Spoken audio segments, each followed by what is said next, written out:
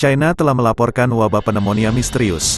Bagian utara negara itu mengalami lonjakan rawat inap. Awal bulan ini, petugas kesehatan China dari Komisi Kesehatan Nasional menginformasikan tentang peningkatan kasus penyakit pernapasan di seluruh negeri. Organisasi Kesehatan Dunia, WHO, juga telah meminta China untuk mengungkap lebih banyak data tentang kasus pneumonia. WHO juga telah mendesak negara tersebut untuk mengambil tindakan yang dapat membantu mengurangi risiko infeksi. Otoritas China mengaitkan peningkatan ini dengan pencabutan pembatasan COVID-19 dan peredaran patogen yang diketahui seperti influenza, mycoplasma pneumonia, virus pernapasan sinkitial, RSV, dan SARS-CoV-2, kata WHO dilansir dari Times of India, Jumat, tanggal 24 November tahun 2023. Pihak berwenang menekankan perlunya peningkatan pengawasan penyakit di fasilitas kesehatan dan lingkungan masyarakat, serta memperkuat kapasitas sistem kesehatan untuk menangani pasien. Tambahnya, pneumonia tidak hanya diidap seluruh siswa, guru juga tertular penyakit ini. Situasi di Provinsi Liaoning dilaporkan cukup serius. Lobi rumah sakit anak Dalian penuh dengan anak-anak sakit yang menerima infus. Ada juga antrian pasien di rumah sakit pengobatan tradisional China dan rumah sakit pusat. Pasien harus mengantri selama 2 jam, dan kami semua berada di unit gawat darurat dan tidak ada klinik rawat jalan umum, kata staf rumah sakit pusat Dalian.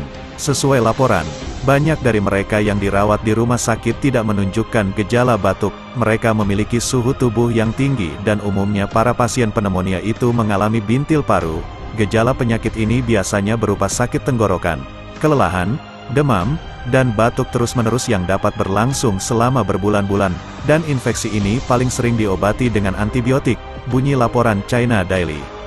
Di sisi lain, WHO menyarankan beberapa hal untuk mengurangi risiko penyakit pernapasan ini dan sebagai bentuk pencegahan, berikut di antaranya. 1. Vaksinasi tepat waktu. 2. Jaga jarak dari orang yang sakit. 3. Berlatih isolasi mandiri saat sakit. 4. Jalani tes yang diperlukan dan bantuan medis tepat waktu. 5. Pakai masker di tempat umum. 6. Cuci tangan secara teratur. Sementara itu, pasien yang terkena pneumonia misterius biasanya menunjukkan gangguan pernapasan parah, sehingga memerlukan perhatian medis segera. Laporan awal menunjukkan bahwa penyakit ini mungkin sangat menular, sehingga berkontribusi terhadap penyebaran cepatnya di komunitas yang terkena dampak. Wabah pneumonia misterius pertama kali dilaporkan di China.